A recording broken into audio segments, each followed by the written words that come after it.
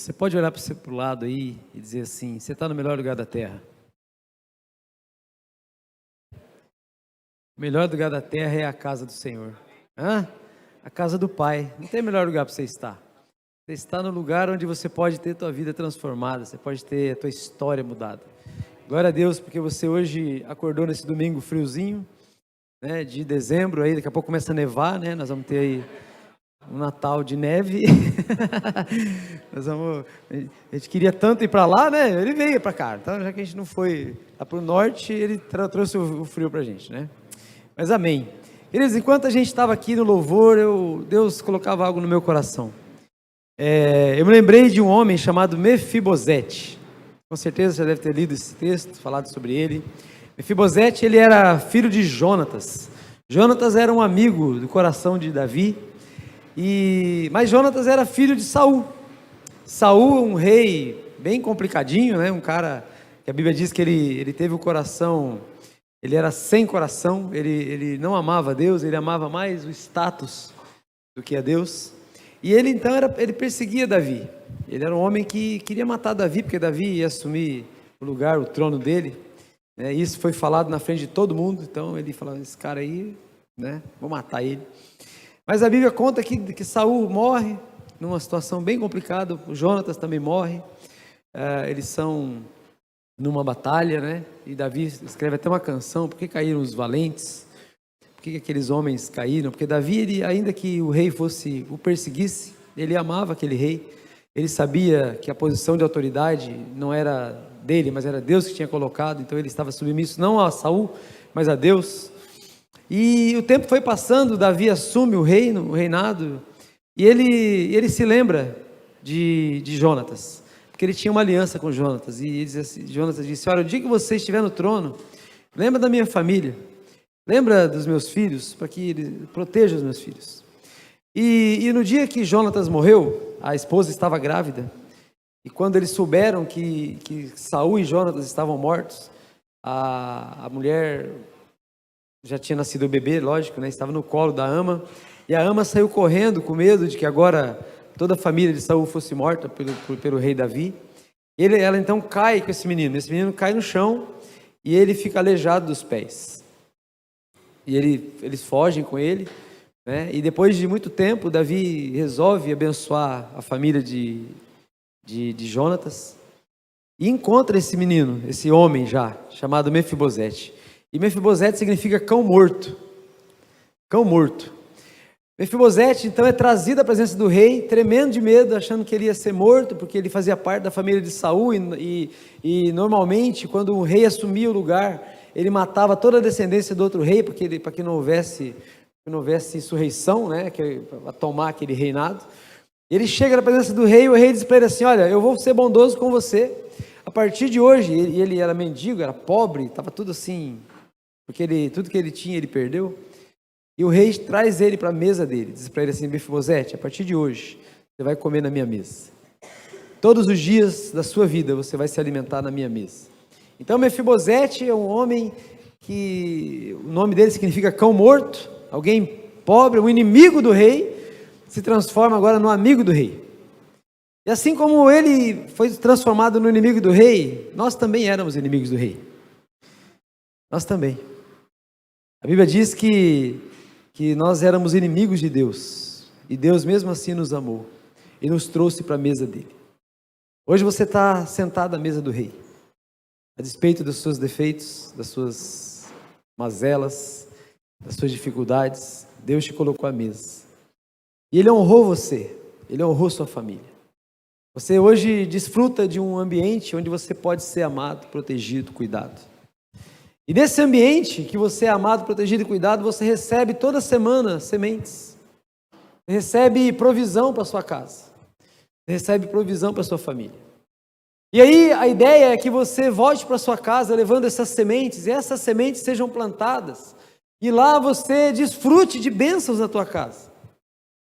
E você colha desses frutos. E aí sim, como o pastor orou aqui sobre as ofertas, você volta para a casa de Deus, trazendo o fruto das sementes que você plantou. E aí você traz para a casa do Senhor. com alegria. E o texto vai dizer que lá na frente, quando Absalão se levanta contra o pai dele, e Davi foge do trono, foge de Israel, de Jerusalém, com medo de ser morto, ele escuta a notícia sobre Mefibosete, porque quando ele está voltando para casa, o servo de Mefibosete encontra Davi com presentes, e Davi pergunta: onde está Mefibosete? Mefibosete ficou em Jerusalém pensando assim: quem sabe agora o meu Deus não devolve o trono do meu pai Saul. Ele estava querendo tomar o lugar do rei Davi, ele estava menosprezando o bem que o rei tinha feito para ele. Então ele está ali agora dizendo assim: vou tomar meu lugar. E o rei Davi então diz assim: olha, tudo que é de Mefibosete agora vai ser seu. Ele fala para o servo: você agora vai assumir o lugar dele, porque você me honrou. Às vezes a gente vem para um lugar como esse, escuta a palavra, recebe de Deus, e a hora que a gente chega na nossa casa, ao invés da gente semear aquilo que Deus nos deu, a gente valorizar aquilo que Deus tem dado, a gente tem menosprezado. A gente tem dito assim: Senhor, que bom que o Senhor me abençoou, mas eu não tenho obrigação de te devolver nada. Quero dizer para você, a provisão que Deus coloca na tua casa é para você trazer para a casa do Senhor. Não tudo, lógico, mas os teus filhos, como o pastor orou aqui, é produção da sua casa. Teus filhos são produção da sua casa, então eles são provisão para a casa de Deus. Os teus filhos são os ministérios de áudio, os ministérios de louvor, os ministérios do Inakids, ministério profético, ministério pastoral. Os teus filhos são provisão para a igreja. A sua casa é um lugar de provisão, mas não apenas para a igreja. A tua casa é um lugar de provisão para os hospitais, para os médicos, para os magistrados, para os tribunais, os juízes, os doutores. Nossa casa é um lugar de provisão. Nossa casa é um lugar onde nós produzimos pessoas, produzimos riquezas para abençoar outros, para suprir necessidades. Às vezes a gente tem a intenção, a ideia de, como Mefibosete, a gente vem para a mesa, senta na mesa, mas sai mancando, mostrando a nossa fraqueza de novo, como se nada tivesse acontecido. Deus está dizendo para você: olha, para de mendigar toda semana na casa de Deus. Você não é um mendigo espiritual. O problema é que nós levamos a semente para casa e comemos ela. O problema é que nós temos nossos filhos, ao invés de treiná-los para que eles vão, nós queremos agarrar para nós. Nós olhamos para eles como nossa propriedade. Mas o que Deus está dizendo para você nessa manhã é que os teus filhos são propriedades do Senhor. É para Ele, por meio dEle, que eles serão uma bênção nessa terra. Só assim eles serão felizes. Quando a gente tenta segurar, a gente perde. Quando a gente solta, Deus potencializa. A Bíblia diz que solta o seu pão nas águas, que no tempo certo Ele voltará para você. Nossos filhos são como pão, que precisam alimentar as nações, precisam alimentar as pessoas, com os talentos, com os dons que eles têm. Por isso que nessa manhã, o tema da mensagem é: família, um lugar de provisão. É um lugar onde você provê para esse mundo perdido.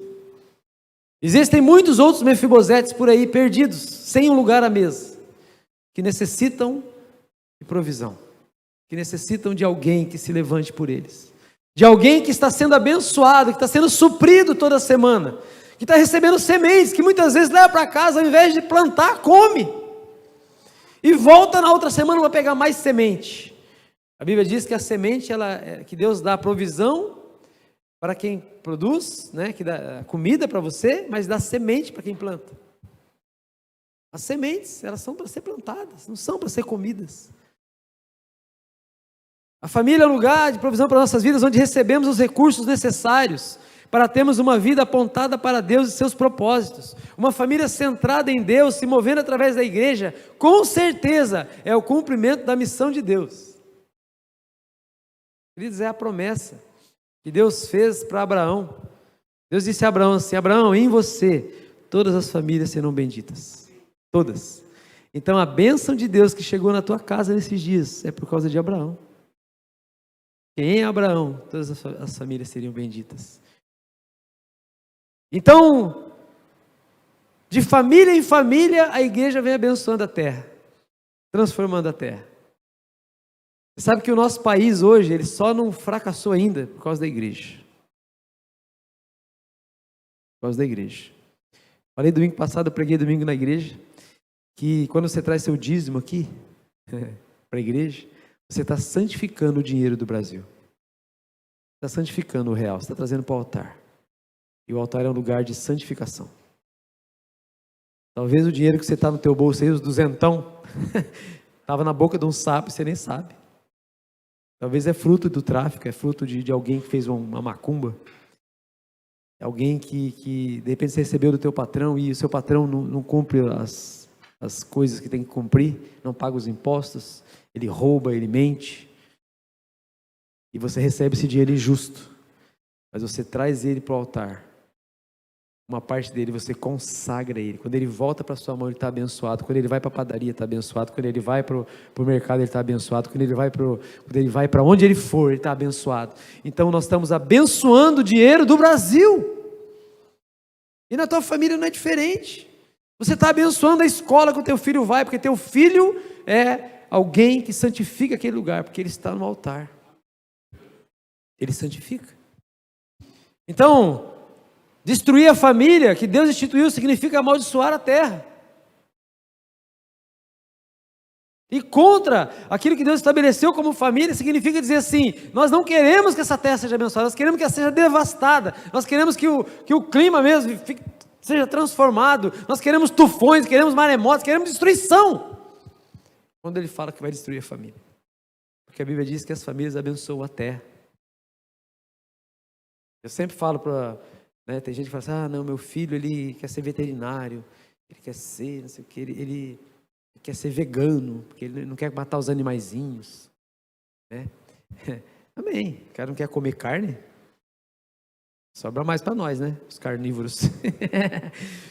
Mas a verdade é que quando você quer salvar as tartarugas, quer salvar as baleias, salve o homem.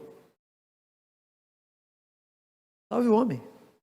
Quer cuidar dos cachorros? Salve o homem. Porque é o homem que cuida do cachorro. É o homem que protege a terra. É o homem que protege o meio ambiente, é o homem, o ser humano, transformado por Deus, nascido de novo. É o cara que vai dominar a terra, vai cultivar, vai cuidar dela. Então a família é esse lugar onde nós ensinamos nossos filhos a serem homens de verdade. As meninas a serem mulheres que honram os seus maridos, que se submetem ao seu marido, não no sentido de capacho, de dizer, ele faz. Não, submissão significa estar junto na missão. E é em casa que ela aprende isso. E é em casa que nossos filhos aprendem. É um lugar de provisão. A palavra de Deus nos diz que o coração tem uma função muito importante no ser humano. Além de ser responsável por bater e irrigar o corpo de sangue, se o coração para de bater, você morre. Mas o coração também,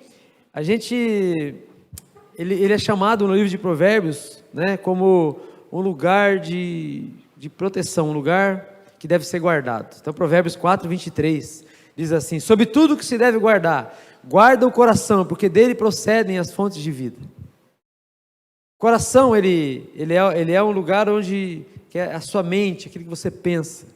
Então, na tradução ali, que depende toda a sua vida. Depende. Coração, não apenas naturalmente, mas também as suas emoções. Esse texto então mostra a importância de guardar o coração por ser neste lugar que a vida começa, a fonte de nossa vida. Guardar o coração significa guardar a própria vida espiritual, e por que não dizer a vida natural. E o centro do controle da vida, as atitudes de uma pessoa refletem o que se encontra no coração dela. Esse dia jogando futebol, um dos meninos lá deu um carrinho no outro, não era nem aniversário dele, deu um carrinho para ele.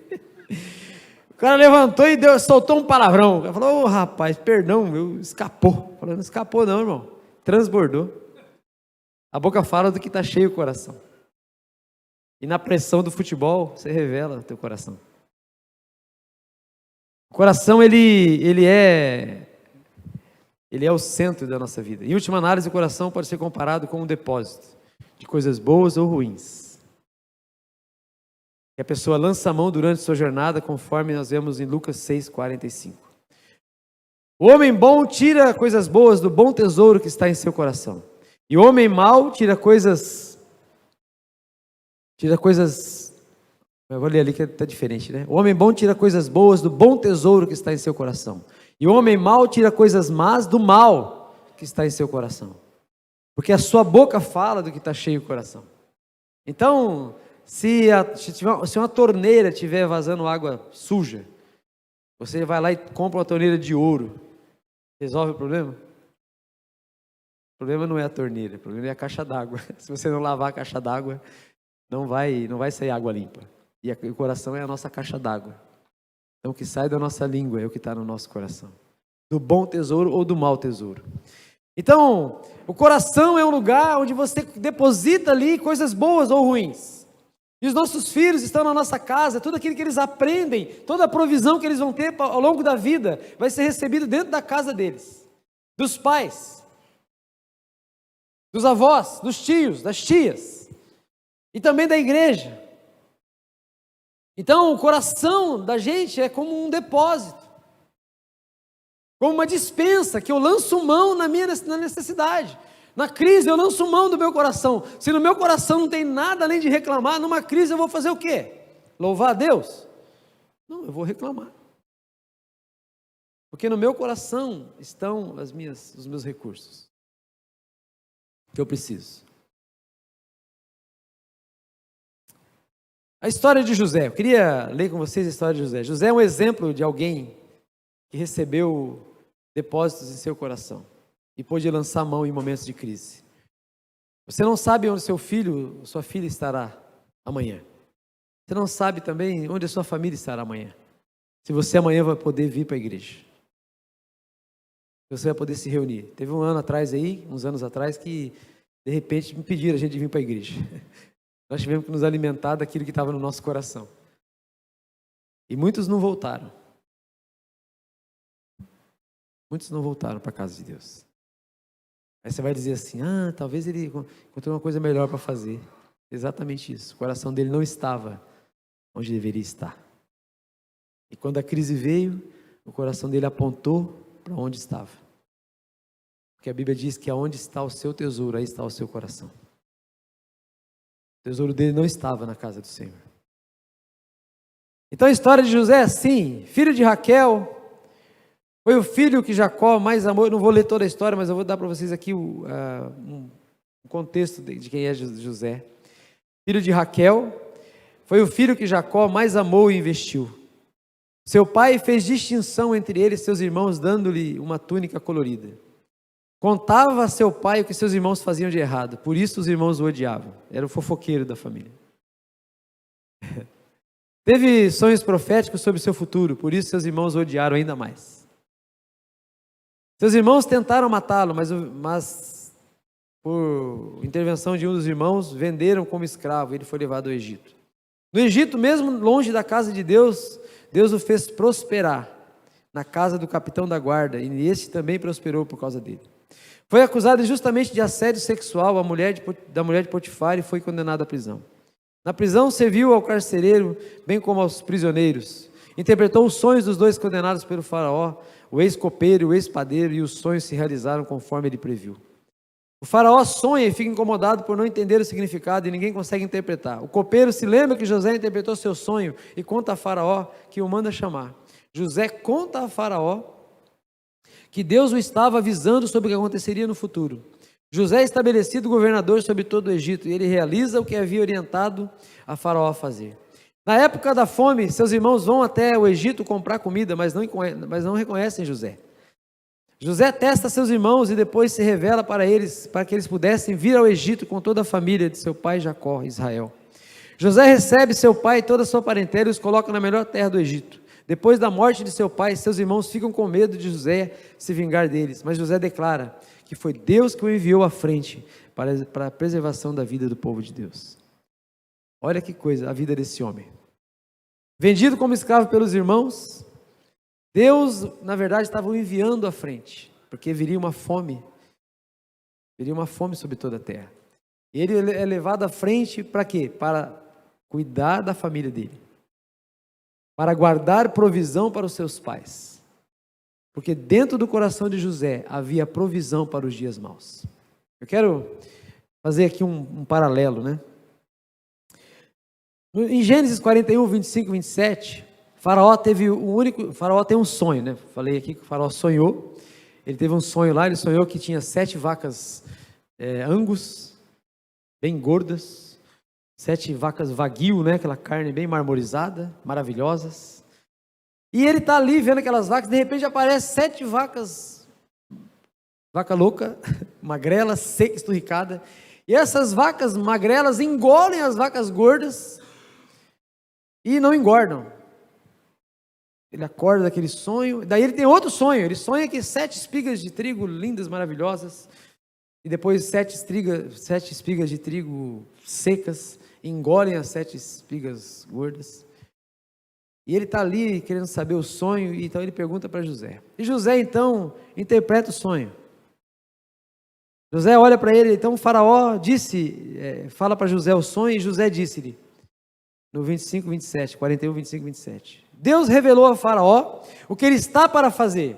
As 7 vacas boas são 7 anos, e as 7 espigas boas são também 7 anos. Trata-se de um único sonho. Eu creio que a interpretação que José dá para o sonho reflete o que aconteceu com ele. Eu creio que ele está dizendo para Faraó assim, Faraó, serão 7 dias de muita fartura, de muita abundância. Então nesses 7 anos, guarda muito. Porque quando vier os 7 anos de fome, você vai ter suprimento para esses 7 anos. José viveu isso na vida dele. Durante alguns anos, na infância dele, ele viveu na casa do pai dele. E na casa do pai dele, o pai cuidava dele, o pai o honrava.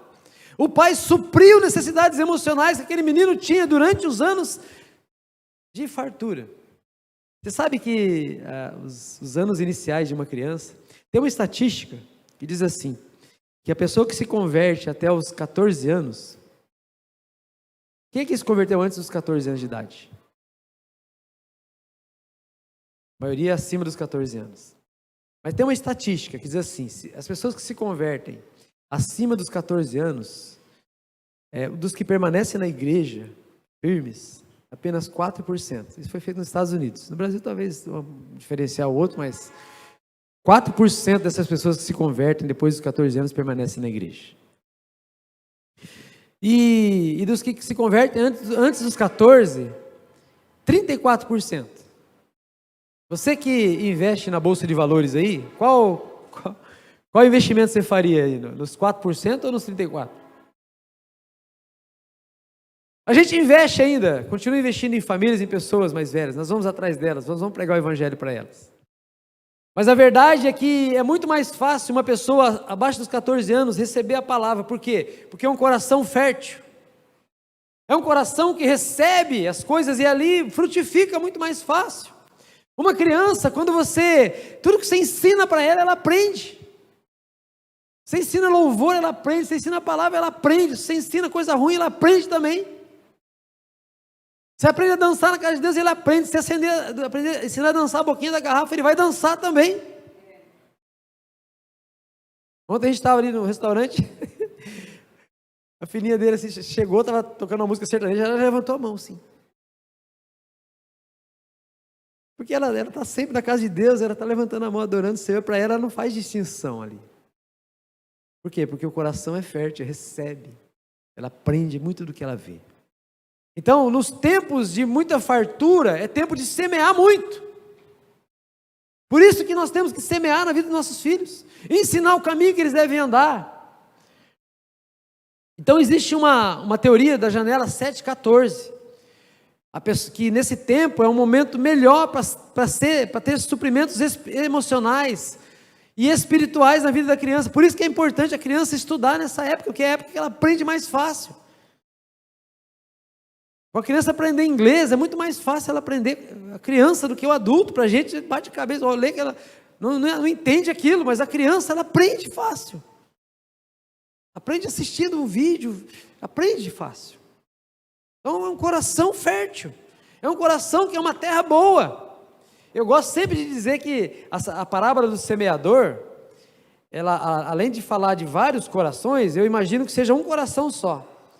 Então o semeador saiu a semear, uma parte caiu à beira do caminho, outra parte caiu no meio das pedras, outra parte no meio dos espinhos, outra parte numa terra boa. Vamos inverter o processo. A terra boa é o coração da criança. Se cai a semente lá, frutifica, multiplica 100 por 1, 200 por 1. E na medida que o tempo vai passando, as preocupações da vida, que é o cheio de espinho, as dificuldades, a sequidão, a tribulação, que é de pedra, e depois longe de Deus, que é na beira do caminho. Então é muito mais fácil para a criança receber a mensagem, porque o coração está fértil. Então tudo aquilo que você ensinar para o seu filho vai ficar. Você sabe que tem uma teoria que diz assim, que a primeira coisa aprendida é a última coisa esquecida. Tem muitas coisas que você vive hoje, muitas dificuldades que você vive hoje, que você passou na tua infância, e até hoje você luta com elas. Muitas coisas hoje do seu caráter que são boas foram semeadas na tua infância. E eu ouso dizer que na fase da adolescência, depois dos 14, 15 anos, é um momento de sequidão na vida do adolescente. É um momento em que ele não recebe muita informação dos seus pais. Ele meio que rejeita o que o pai fala. Ele diz assim, não pai, você não sabe tudo não. Tem aqui, ó, o pessoal aqui sabe mais, meu professor, a mídia. Não pai, o senhor sabe, mas você não sabe muito mais não. Ele começa a não receber mais nada de fora. Agora ele se alimenta do que está dentro do coração dele. É por isso que muitos adolescentes, que quando chegam nessa fase da adolescência, eles saem da igreja. Porque ele busca o interesse que está no coração dele. Agora, se ele ama a igreja, se ele foi colocado no coração dele um amor pela igreja, ele vai buscar o quê? A igreja. Ele vai buscar o que está no coração dele. Porque agora ele não recebe mais nada, porque agora o coração dele já está, já produz o próprio. Então, o que você tem semeado? E aí você olha para o teu coração. O que foi semeado no teu coração? Por que muitas vezes é tão difícil mudar? Por que muitas vezes algumas coisas na nossa vida, às vezes a ira, ou às vezes uma marca, a questão da área sexual, homens que muitas vezes não conseguem largar a pornografia, por quê? Porque tiveram experiências terríveis na infância, ensinaram do jeito errado, então ele cresceu com aquela imagem deturpada, até hoje ele luta com isso. Muitos não abrem o coração, principalmente os homens não abrem o coração, porque não aprendeu na infância a abrir o coração, os depósitos do coração. Provérbios 22:6 diz assim, ensina a criança no caminho que ela deve andar, e ainda quando for velha, não se desviará dele. Ou seja, a infância é o melhor tempo de semear. Enquanto você tem seus filhos com você, não pare de semear, não pare. Cuidado com o que você semeia. E aí ali em Gênesis 43:33, por que eu acho, né, que ele fez isso? Porque ele dá a ideia para o faraó, né? Faraó, 7 anos de muita fartura, guarda. 7 anos de muita sequidão, se alimenta do que você guardou. Então o adolescente vai se alimentar, eu e você, nos alimentamos muitas vezes daquilo que está no nosso coração. E aí nós temos é muito mais difícil semear. Muito mais árduo o trabalho, porque tem que arrancar pedra, arrancar espinho, é mais difícil, mas na infância não. E aí José, ele depois que ele restaura, né, diz a palavra que os irmãos vêm buscar comida, ele se disfarça, aí ele faz um monte de coisa lá com os irmãos, até o momento que ele marca um almoço com eles, vamos almoçar comigo. Aí ele coloca todo mundo sentado assim, cada um na idade, do maior até o menor, até Benjamim. E eles ficam admirados, falam, como é que os caras sabem das nossas idades? Como que colocou a gente aqui certinho, começando com Rubem, terminando em Benjamim? Eles ficam admirados. 43:33, os irmãos se sentaram de frente para José, eles foram colocados por ordem de idade, desde o mais velho até o mais moço. Quando viram isso, eles começaram a olhar uns para os outros, muito admirados. Era costume, na época, colocar o nome do filho conforme o que eles estavam vivendo, né? Por exemplo, tem um menino chamado Jabes, tem até um livro, né? A oração de Jabes. Jabes significa aquele que traz dor.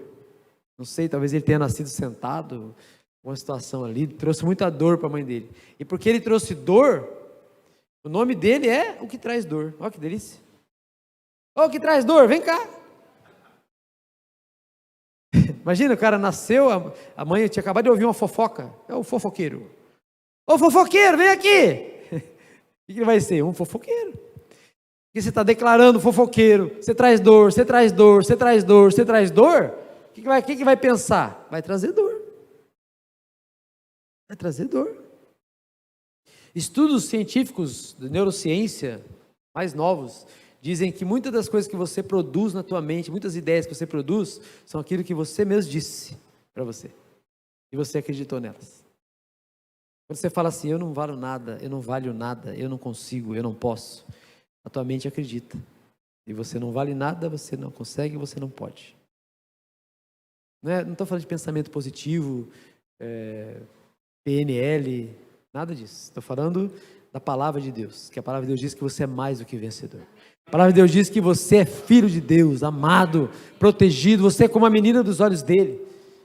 Deus vai proteger você. Ai daquele que tocar no ungido do Senhor, você é ungido do Senhor. Você está protegido pelo Senhor. Quero dizer para você que você é imorrível. Não existe essa palavra. Você é imortal até que você cumpra os projetos que Deus tem para a sua vida.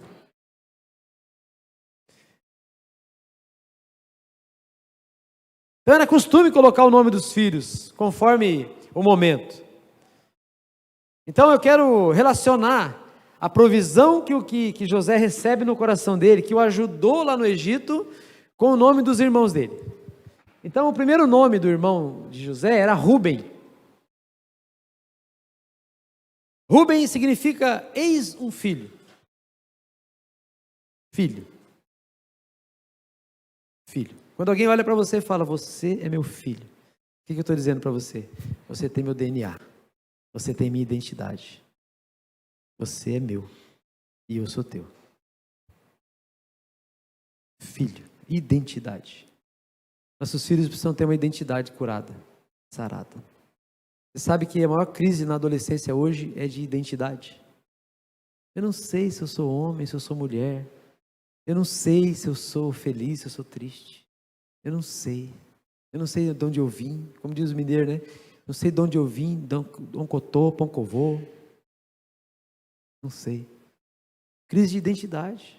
E muitos estão tirando a vida porque não vê valor, não sei quem eu sou, não sei para que eu sirvo, não sei para que eu nasci. Eu só dou trabalho para meu pai e para minha mãe. Eu olho para o Instagram, está todo mundo feliz da vida e eu só triste. É impressionante o Instagram, você não vê ninguém lá botando lá o cara vomitando no banheiro, não vê. Só se um amigo coloca, né? Mas ele mesmo coloca só coisa boa, só pratos gourmets, só na praia. Você olha e fala, meu, esse cara vai na praia toda semana, velho. Eu para ir na praia é uma luta.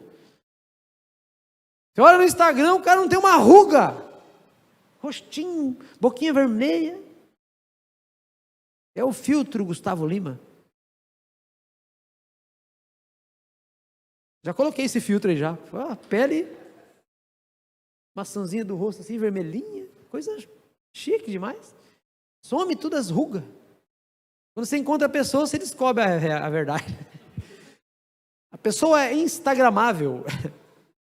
Então você vive sem identidade, buscando uma identidade no outro. Essa semana agora nós vimos ali uma menina, lá no show daquela menina lá, ou da outra doida lá. No show dela, ela dizendo assim, não, eu estou aqui no show desde cedo, vou ter uma fralda para poder aguentar ficar aqui. Eu não tenho banheiro. Aí ela mostrava que eu estou com a fralda, nem cabe em mim, mas eu estou usando. E chamando ela, você tem que estar aqui, porque eu estamos aqui por você. Uma pessoa sem identidade. A identidade dela é uma cantora que faz cocô, solta pum, que tem lá suas crises. É uma referência morta. Está vivendo ali. Aí a pessoa vai lá, morre. A culpa é do tom, tá? Tem culpa. Uma geração sem identidade. Uma geração que não sabe de onde vem, nem para onde vai. Uma identidade, quem eu sou determina minhas amizades. Com quem eu ando. Você quer saber como teu filho é? Vai ver com quem que ele anda na escola. Quem são os amigos dele? Aí você vai falar assim, você não vai andar aquele menino mais não, ele está te influenciando para o mal. Na verdade, é teu filho que está influenciando ele para o mal. Porque teu filho está buscando aquilo que está no coração dele. Identidade. A identidade, ela orienta os meus sentimentos. Quem eu penso de mim? Como que eu me imagino quando eu acordo pela manhã, eu olho no espelho, o que que eu vejo? É minha identidade que vai dizer. Você olha no espelho e fala, eu sou um filho amado de Deus, que foi acordado nessa manhã, respirando, porque a misericórdia do meu Pai se renovou sobre mim. Eu tenho mais uma oportunidade de ser uma bênção, de prosperar, de abençoar alguém, de ser curado desse câncer, de ser... Minha identidade. Quem eu sou determina a minha profissão. O filho de Deus, ele não vai procurar uma profissão por causa do dinheiro, porque o dinheiro não é a profissão que dá, não é o patrão. A provisão vem do Senhor que fez o céu e a terra. A provisão vem de Deus. Então essa pessoa, ela escolhe a profissão segundo o que eu posso fazer para o outro, para abençoar o outro. E você vai descobrir hoje que os caras que estão ficando mais ricos nessa terra são os caras que buscam soluções para os outros. O cara cria um app pensando em solucionar o problema do outro. De transporte, de alimentação, de saúde. E o cara fica multimilionário. Fazendo o quê? Suprindo a necessidade do outro. Olha só. Mas por quê? Porque você precisa ter uma identidade sarada. Muitas crianças e adolescentes não sabem quem são, estão deprimidos, desanimados, sem foco, sem esperança, sem alma. E aí olha para o espelho, não vê nada, vê um buraco. Fala assim, por que eu estou vivo? Eu não sirvo para viver. Criança de 8 anos se suicidando, gente. Você não sabe quem é.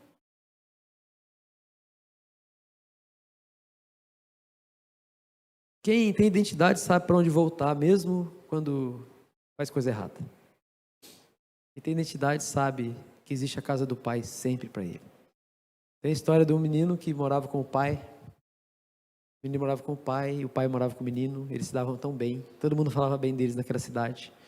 Todo mundo dizia assim, olha, você viu aquele pai? Que pai é aquele? Pai maravilhoso. Eu queria ter um pai assim. E outros diziam, eu queria ter um filho assim. Olha que menino obediente, onde o pai está, ele fala bem do pai, o pai fala bem dele, que maravilha de família, eu queria ser como eles.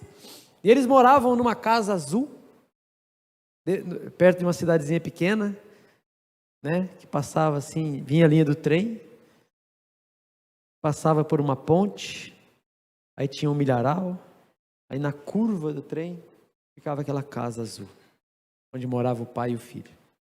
Um dia o filho fez uma coisa que desonrou o pai. Fez uma coisa que todo mundo ficou sabendo. Todo mundo começou a falar mal do pai. Falou, que pai é esse? Como que esse pai aceita esse menino que ele fez? Esse pai é um banana. E falavam do filho também. Isso não se faz com o pai. Que menino mal criado. Que absurdo que ele fez com o pai dele. E o menino então olha para o pai e falou, pai, eu vou embora. Porque não dá mais para ficar nessa cidade. Estão falando mal de mim. Não, filho, vamos resolver não. Vou embora. Pegou as coisas dele e foi embora. Foi para a cidade grande. Viveu lá na cidade grande. Começou a trabalhar, ganhou seu dinheiro. Comprou um carrão. Arrumou algumas namoradas, uma em cada bairro. Coração vazio, mas procurando alimentar aquele coração. Dinheiro, amizade, prazeres. Mas toda vez que ele colocava a cabeça no travesseiro, ele lembrava, que saudade do meu pai. Que saudade do meu pai. Saudade da casa do meu pai. Aí um dia, não aguentava mais saudade do pai, mesmo próspero, ele resolve mandar uma carta para o pai. Aí ele senta, escreve uma carta, sela aquela carta e manda para o pai. Nessa carta estava escrito assim, oi pai, sou eu, o teu filho desnaturado. Pai, nesses dias eu tenho pensado muito no Senhor. Eu queria muito voltar para casa. Mas eu sei que eu não sou digno do Senhor mais. Mas eu queria que o Senhor me desse uma oportunidade. Só uma. eu vou juntar minhas coisas aqui na cidade grande, eu vou pegar o trem, e o trem vai passar na frente da nossa casa, quer dizer, da sua casa. E se o Senhor me aceitar de volta, coloca um lenço branco na árvore. Um lencinho branco. Se eu ver aquele lenço branco, eu vou saber que o Senhor vai me aceitar de volta. Então, na próxima estação eu desço e a gente conversa. Então, ali no dia marcado, ele pegou o trem, assim, angustiado, pensando, e se o lenço não estiver lá? E se o lenço não estiver lá? E se meu pai não me aceitar de volta? Eu não sei, eu não tenho plano B. Então, ali no trem, angustiado, desesperado, pensando na possibilidade do pai não aceitar de volta, olhando para a janela, olhava para a janela, olhava para o outro lado. Uma moça do lado dele falou: moço, por que você está assim? Está nervoso? Ele conta a história para ela, fala assim: olha, eu posso te ajudar. Quer que eu fique na janela? Eu olho. Se eu ver o lenço branco, eu te falo. Se eu não ver, aí você faria isso por mim? Faço. Trocaram de lugar. O trem foi se aproximando da cidade. A cidadezinha pequena. Então o trem ia passar no meio da cidade, ia passar sobre uma ponte, fazer uma curva, e à esquerda estava lá a Casa Azul. Procura o lenço branco na árvore. E enquanto ele está ali angustiado, com o olho fechado, ela fala: moço, está chegando uma cidadezinha. É a cidade que eu morei. Essa cidade é linda, colorida.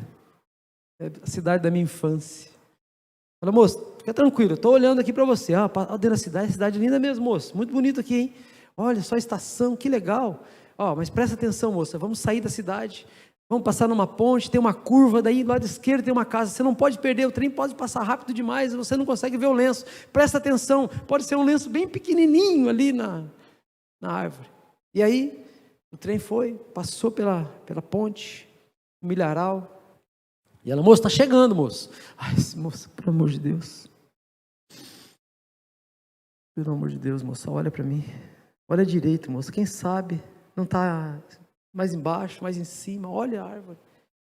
E a moça ali e tal: estou olhando, moço, estou olhando, fica tranquilo, estou olhando.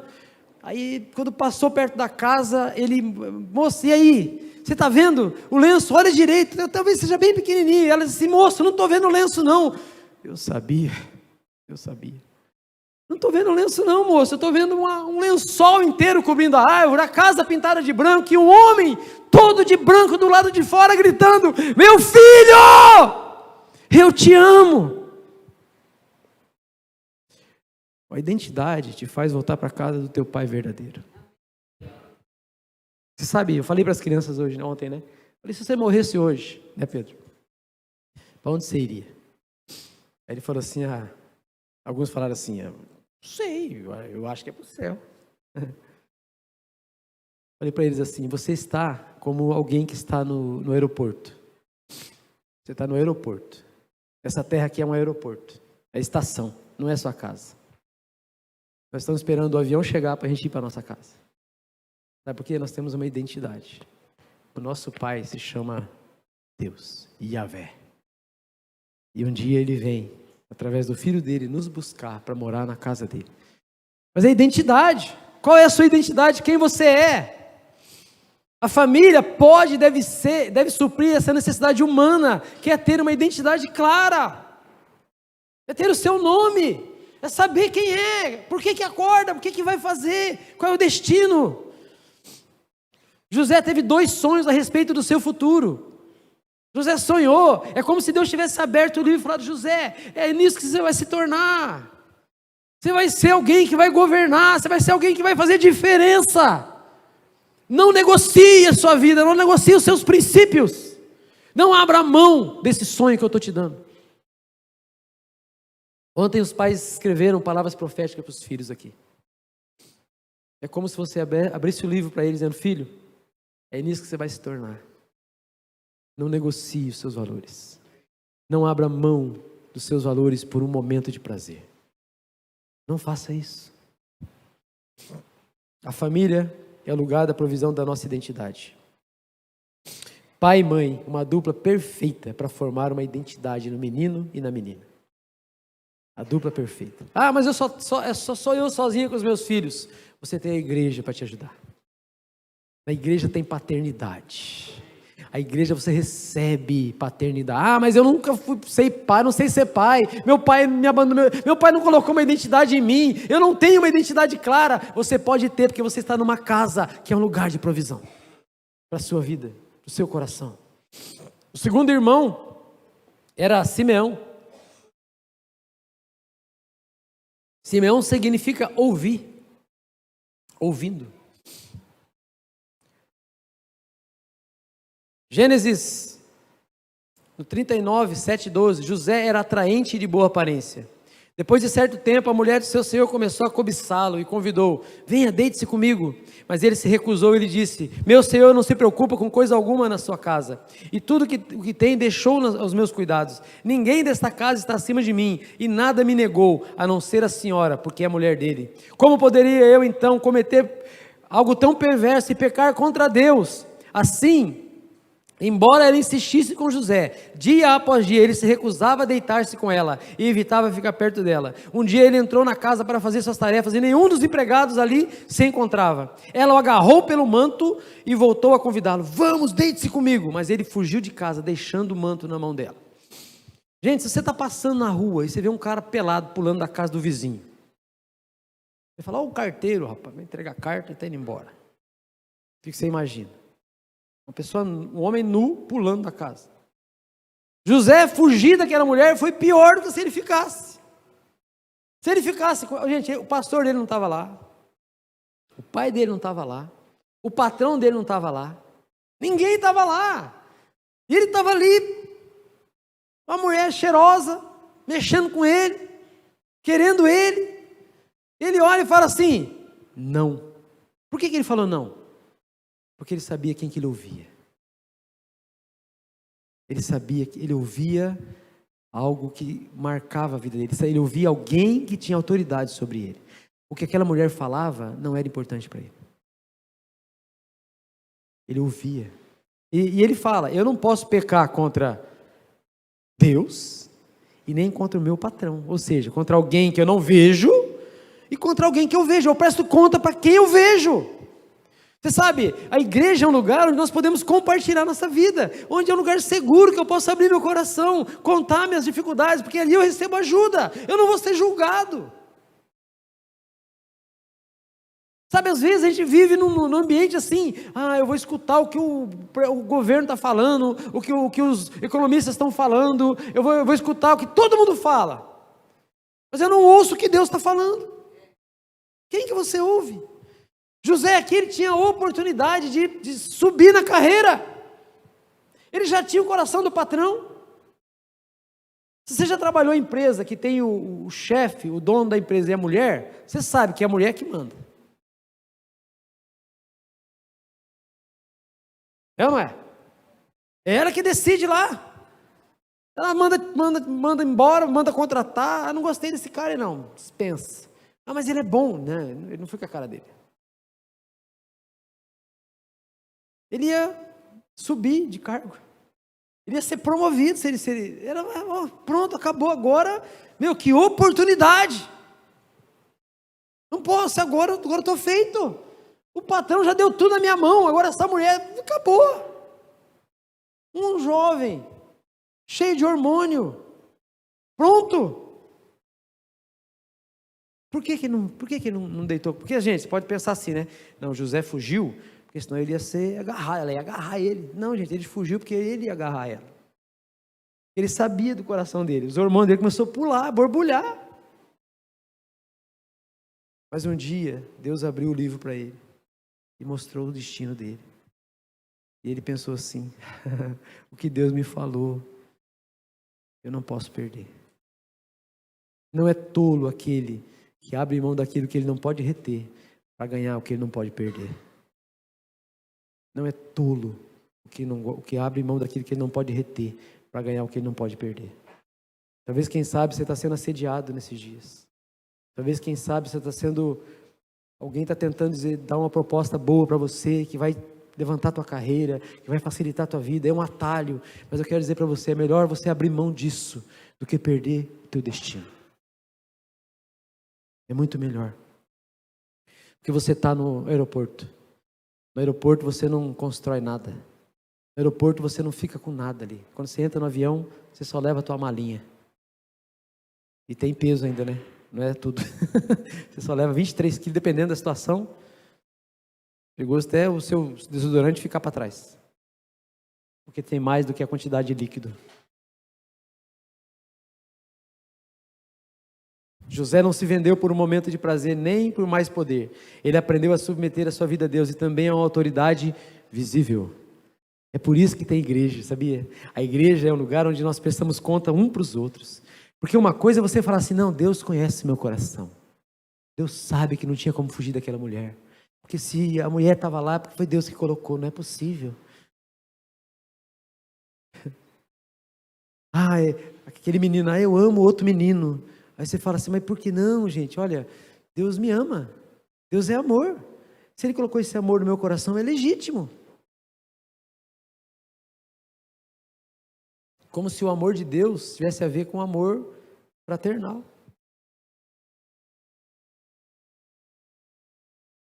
Quem você ouve? Muitas vozes, a Bíblia diz que existem muitas vozes, mas nenhuma sem significado. José aprendeu a ouvir aqueles que estavam debaixo de autoridade. Em todos os lugares que ele ia, ele se colocava debaixo de autoridade. É interessante, queridos, que na hora que a mulher quis agarrar ele, ele podia ficar, mas ele fugiu. Quando ele está na cadeia, porque ele vai preso, ele está na cadeia. Na cadeia, ele recebe a chave da cadeia, na mão dele. Ele podia fugir, mas não fugiu. Quantas vezes a gente está no emprego, pressão todo dia, e a gente quer fugir, não aguento mais, eu vou cair fora. Mas a verdade é que Deus te colocou ali para abençoar aquele lugar, para ser uma referência naquele lugar, para ser uma voz profética naquele lugar. É lá mesmo, nas trevas. E aí você quer fugir. Mas você orou pelo emprego. Você pediu, Deus, eu preciso de um emprego para suprir minha família. Deus está aqui. Aí você vem para, glória a Deus, Deus me deu um emprego. 3 meses depois, é o capeta que me deu esse emprego, não é possível. José estava no pior emprego, gente, no calabouço. O calabouço ali era o lugar onde a privada dava descarga, porque era debaixo da casa do chefe. E o que ele vai fazer no calabouço? O que ele vai fazer na cadeia? Ele vai limpar a cadeia, deixar o lugar melhor para os outros. Ele começa a servir o carcereiro, servir os outros presos. Por quê? Porque ele sabia quem ele era. Ele sabia quem ele ouvia. Quem que é o chefe aqui? É você? Beleza. O que você quer? O que eu faço para te ajudar? Aquele menino que ouve, ele chega na sala de aula, ele não vai se aliar com os amigos bagunceiros, ele vai para o professor, fala, professor, o que você precisa aqui para te ajudar? O que eu posso fazer aqui para... Não para bajular o professor, mas para honrar o professor. A gente tem falado que às vezes o filho tira nota baixa, antigamente a gente ia lá para o filho, Pedro, me explica essa nota aí. Hoje a gente chega para o professor, explica essa nota aí. Como assim, professor, explica essa nota? Invertemos valores. Nossos filhos têm que aprender a ouvir a autoridade. Não é submeter a autoridade total, dizer tudo que ele falar eu vou fazer. Não, porque a submissão ela é absoluta, mas a obediência é relativa. Se eu sou teu pai e mando você roubar, você vai roubar? Não, meu pai mandou. Agora, você precisa me honrar como pai. Mas você não pode obedecer tudo que eu estou mandando você fazer. Porque acima de mim tem Deus, que é aquele que manda, na verdade. Se eu não estiver obedecendo a Deus, foge. Mas José estava lá na cadeia, servindo, porque ele aprendeu a ouvir o carcereiro. O que você precisa? E porque ele ouviu o carcereiro deu a chave da cadeia na mão dele. Ele podia pegar aquela chave, gente, e parar lá em Canaã. Ou não? Cara, eu estou preso aqui, o cara me deu a chave, estou preso injustamente, não cometi o crime. Pegar a chave, cai fora. Oportunidade, uhul! Tem uma oportunidade de mudar de país, pastor. Abrir uma porta lá. Só vou passar um rio nadando, mas tranquilo. Vai ser de boa. Eu creio que Deus está nisso. É uma oportunidade. É um atalho. Em terceiro, estou acabando, tá, gente? Levi. Levi significa amizade. Amizade eterna. Quem são os amigos do teu filho? Você tem que ensinar seu filho a escolher os amigos. Colocar no coração dele um coração que ama a Deus, que ama a vontade do Senhor, e aí ele vai procurar amigos que são como ele. O coração dele vai ser atraído, como eu disse aqui, teu filho tem amizades ruins, o coração dele é que é ruim, porque está sendo atraído por aquilo. Que tipo de música seu filho escuta? Que tipo de filme ele assiste? O coração dele está sendo atraído. Quem são os amigos dele? Quando José estava na cadeia, tem um versículo ali depois, eu não vou ler ele todo, mas José está na cadeia, e ele está ali, né, lascado, mas cuidando, aí os caras tiveram sonho, o padeiro sonhou, o copeiro sonhou, e ele falou assim, eu vou interpretar teu sonho, falou pro copeiro, copeiro, você sonhou o que mesmo? Um cacho de uva grande, maravilhoso, você espremendo na taça do faraó. Esses 3 cachos são 3 dias, daqui 3 dias você vai voltar para o teu cargo. Aí o padeiro olhou aqui e falou, cara, eu sonhei também, com 3 também, 3 cestos de pães, aí vi uns urubu assim comer, uns flamenguistas, comer. Fala meu sonho aí, o que vai acontecer comigo? Eu falei assim, o seu sonho também são 3 dias, cara, yes, daqui 3 dias, yes, o faraó vai te enforcar. Quê? E foi isso que aconteceu. 3 dias depois, o copeiro voltou para o lugar dele e o outro foi lá. E ele fala para o copeiro, quando você chegar lá com o faraó, fala de mim para ele. Fala para ele que eu estou preso injustamente, eu não fiz o que estão falando não. Fala para ele lá, me ajuda aí. E o cara vai, o que o cara faz? Esqueceu dele. Diz o texto que o copeiro se esqueceu de José. Se esqueceu de José. Ele ficou mais 2 anos preso, porque um dia faraó também sonhou. E o cara que se revelava sonho estava na cadeia. E porque ele serviu aquela pessoa, um network, ele serviu aquele homem. No momento da situação que precisou lá, quem que ele lembrou? Eu lembro do faraó, rapaz, você não só me perdoa. Mas tem um menino aí, está lá na cadeia, ele interpretou o meu sonho, que deu certo, estou aqui, interpretou o sonho do padeiro, que se lascou, e ele está lá ainda. Faraó na hora, manda chamar. Podia chamar José, e o faraó perguntar, José, você interpreta sonho? Ele falou, até interpretava, mas aí eu amargurei, aí me esqueceram na prisão, aí eu comecei a blasfemar contra Deus, eu abandonei a minha fé, eu não acredito mais nesse Deus aí não. Mas ele não fez isso. Por quê? Ele aprendeu a esperar, porque ele era amigo de Deus. Os amigos de Deus são supridos por Deus. Ele não precisava se preocupar com o amigo dele, o networking dele. Não, esse copeiro vai resolver meu problema. Não, ele sabia que existia um amigo melhor do que ele, que poderia cuidar dele. E no momento certo, José é levantado. E quando ele é levantado, gente do céu, você sabe, né? Ele virou o presidente do país mais rico da época. Imagina o cara sair da cadeia e virar o presidente dos Estados Unidos. Imagina. E por último, tem mais os outros irmãos, cada um deles você vai estudar lá, vai ter um significado. E eu creio que cada um deles tinha algo no coração de José que o ajudou a vencer no Egito. Mas o último nome é José. José significa o que acrescenta. Aquele que traz mais um. Aquele que coloca a gente nos bancos que estão vazios. Aquele que fala para os outros que ele está recebendo.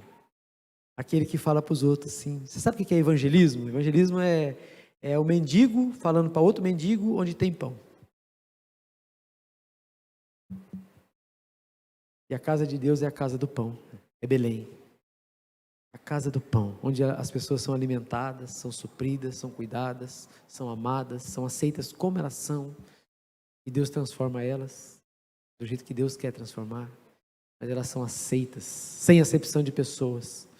Então José disse lá no capítulo 35, 45, 3 a 5. Então disse José a seus irmãos: eu sou José, meu pai ainda está vivo. Mas os seus irmãos ficaram tão pasmados diante dele que não conseguiam responder-lhe. Chega mais perto, disse José a seus irmãos. Quando eles se aproximaram, disse-lhes: eu sou José, seu irmão, aquele que vocês venderam ao Egito. Agora não se aflijam, nem se recriminem por terem me vendido para cá, pois foi para salvar a vida que Deus me enviou diante de vocês. José deu grãos ao povo, gente. Esses grãos serviram para alimento. Durante 7 anos, José, diz a Bíblia que ele constrói celeiros, ele vai além da medida, constrói mais do que precisa, ele recolhe comida, e aí quando o povo está com fome, ele vende essa comida, e o texto vai dizer, que ele dá para esse povo o alimento, eles comem, e era verdade também, que num dado momento, José para de dar grão para alimento, ele para, porque o povo, eles vão no ano, eles compram com dinheiro, no outro ano eles compram com o gado, no outro ano eles vendem as propriedades, no outro ano eles se vendem como escravos, no último ano eles não têm mais nada. Aí José fala assim, faz o seguinte, a partir de agora Faraó é dono de tudo que tem aqui, então, mas eu vou dar para vocês semente para vocês semearem, e do que vocês semearem, vocês devolvem uma parte. José é um tipo de Jesus. Jesus, ele salva você, mas ele quer fazer uma coisa muito maior do que salvar você. Ele quer salvar outros através de você. Ele dá semente para você semear. E aí você vai fazer o quê? Você vai dar isso para outros, alimentar outros. Então José, ele faz um investimento de alto risco. Ele dá agora a semente, ele não pega mais dinheiro deles. Ele fala assim, eu vou dar semente para vocês. Se produzir bem, se não produzir, perdemos. E ele dá semente para o povo, e o povo começa a plantar, e trazer agora o recurso daquela semente para aquele lugar. Se não houvesse colheita, o lucro, se houvesse colheita, o lucro era certo. Quando estamos reunidos como igreja, durante o louvor, a palavra que recebemos, sementes que precisam ser colocadas na terra, para que possam dar frutos. Então, se vivemos de nos alimentarmos apenas aos domingos, comer toda a semente que a gente recebe aqui, ai, esse tempo foi demais, que palavra abençoada, oh, glória a Deus, ai, eu estou satisfeito. Mas gente, você comeu ontem, não serve mais para você. A fome, ela é uma doença que não tem cura. Você dá comida para ela, ela morre, daqui a pouco ela ressuscita de novo. Está ressuscitando agora aí, né? A fome é uma doença que não tem cura. É por isso que quando você vem para a casa de Deus, você recebe o alimento para agora, mas você tem que levar semente para o resto da semana. Você tem que plantar no coração dos teus filhos, do seu coração, da tua esposa, das pessoas que estão ao seu redor. Precisamos pegar essas sementes e semear. Famílias que são ativas, trazendo o fruto de suas próprias colheitas, são espiritualmente mais prósperas do que aquelas que buscam alimento para a semana e voltam a cada domingo. Você vai perguntar para a pessoa, como que está a tua vida? Cara, estou prosperando. Por quê? Porque eu pego a semente e semeio ela. Eu não deixo esporadicamente para vir para a igreja. O nosso chamado como famílias abençoadas é abençoar outras. Teremos a capacidade de prover para nós, nossos filhos e quem estiver à nossa volta. A família é um lugar de provisão. Para terminar, a Bíblia conta a história de um homem chamado Obed-Edom. Obed-Edom, ele está ali de boa, de repente a arca do Senhor passa pela frente da casa dele, e aquela arca quase cai, um menino é morto naquele momento ali, e essa arca então é colocada na casa dele, porque ele era sacerdote. E a arca ficou na casa dele durante 3 meses. Sabe o que a Bíblia fala? Que 3 meses foram os meses mais prósperos da vida desse homem. Mas o Obed-Edom prosperou. Só que eu vou te falar, o padeiro também prosperou, porque ele começou a comprar mais pão. O mercado prosperou também, porque ele começou a comprar mais comida. Ele começou a viajar mais, começou a servir as pessoas ao redor dele, porque quando você é abençoado, todo mundo à sua volta é abençoado. Todo mundo é abençoado. Teus parentes, a tua casa. Deus quer te abençoar. Deus quer suprir tuas necessidades. Mas tem que saber que a tua casa é um celeiro. Fica em pé aí, para a gente fazer de conta que está terminando. Estou brincando, vou terminar assim. Oh, Jesus. Eu queria cantar aquela da família. Cantar a música da família, né, hoje. Deus quer te abençoar, você, tua casa, tua família, teus filhos, os filhos dos seus filhos, geração em geração, geração em geração. Você sabe, daqui 20 anos, quem serão os líderes da igreja? Os nossos filhos. E eles farão mais milagres do que nós, porque eles vão partir dos nossos ombros. Eles não vão chegar na igreja e aprender tudo de novo, não. Eles vão estar na igreja já sabendo tudo que precisam saber, supridos. Então eles serão maiores, melhores. Eles curarão mais pessoas, eles expulsarão mais demônios, eles ressuscitarão mais mortos. Eles farão coisas maravilhosas. Porque hoje nós ouvimos que Deus nos dá sementes e nós vamos semear no coração dos nossos filhos. Amém? Vamos cantando. Você vai cantar agora, profetizando. Eu queria, não, acende a luz para nós, por favor. Desculpa. Eu quero que você cante olhando para as famílias aí. Você vai profetizar hoje. Você vai jogar semente hoje. Você vai semear na vida dos outros. Eu sei que às vezes a gente fala, olhar para o lado, né? Mas você está numa família aqui. É tua família. Você vai agora olhar para os outros e vai dizer: tua família, os teus filhos e os filhos dos teus filhos. Amém? Vamos fazer isso.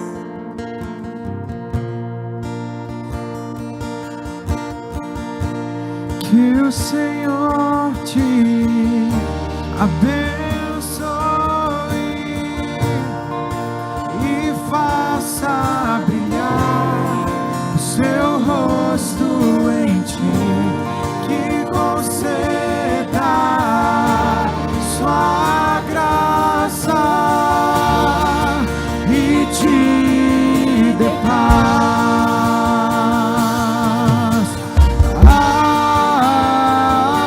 Que assim seja. Amém. Que assim seja.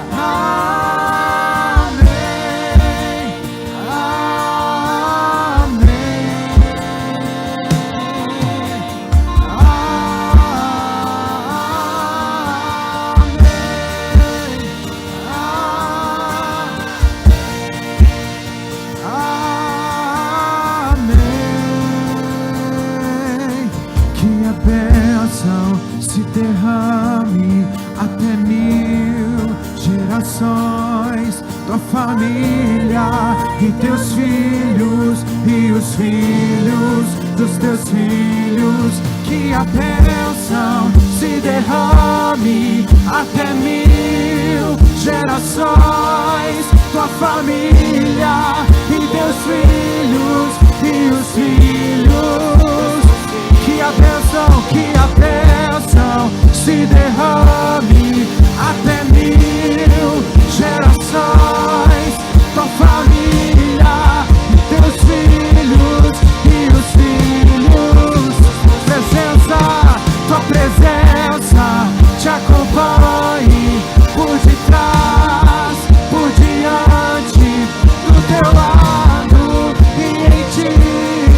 É contigo, é por ti, e de dia e de noite, tua entrada e saída, em teu riso, em teu choro. É contigo, é por ti, é contigo, é por ti, é contigo, é por ti, é contigo, é por ti, é contigo.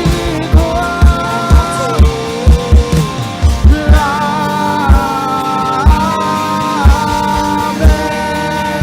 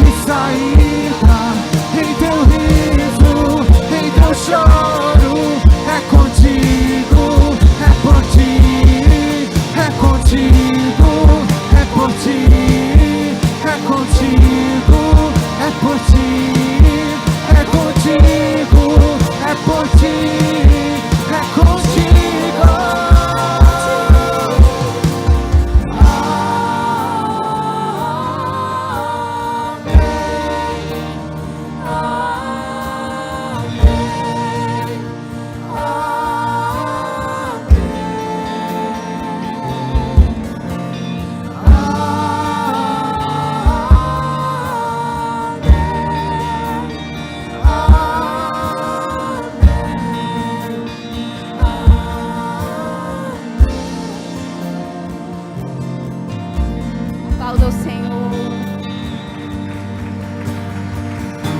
Que presente é estar na presença do Senhor. Nós somos família de Cristo. Talvez você não esteja com a sua família aqui hoje, mas saiba que a igreja é a sua família, né? Reforçando o que o pastor diz.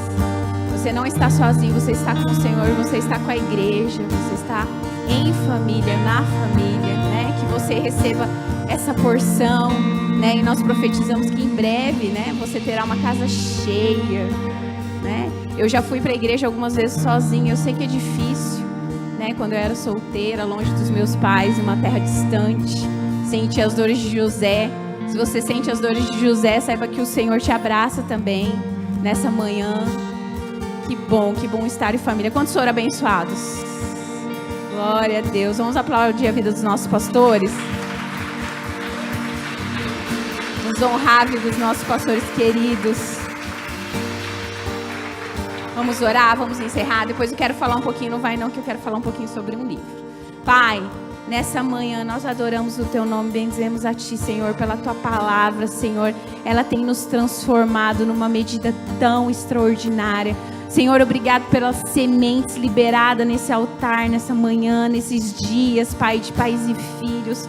Oh, Jesus, obrigado, Senhor, realmente tem surpreendido o nosso coração, Pai. Obrigada, Jesus, tantas bênçãos, Senhor, que realmente nós não podemos contar, assim como Abraão não podia contar, Senhor. Nós estamos aqui, Senhor, aqui sem poder contar, Pai, o quanto o Senhor já fez e quanto o Senhor ainda fará, Pai. Nos leva na Tua paz, debaixo dessa bênção, Pai, em comunhão. Nos ajuda, Senhor, a plantar todas as sementes que o Senhor nos deu nesse lugar, Pai, para a glória do Teu nome, Pai, para uma colheita farta nos dias que virão, Pai. Essa é a nossa oração, Deus, em nome de Jesus. Amém, amém. Ó, pessoal, a pastora Simone escreveu esse livro. Além de ter todos esses talentos aqui, ela também é escritora. Então, não saia daqui sem adquirir esse livro, né? Vai estar lá no final, o pessoal está preparado. É no valor de R$20, é um romance, né? Como o pastor falou assim, o que teu filho ouve? O que teu filho assiste? O que teu filho lê, né? Então, tem aqui uma leitura abençoada para você, para sua família. Então, não saia daqui sem adquirir esse livro. Amém, pessoal? Vamos aplaudir o Senhor mais uma vez? Dê a paz do Senhor aí, abraça o seu irmão. Bom domingo para vocês, gente. Se derrame até 1000 gerações.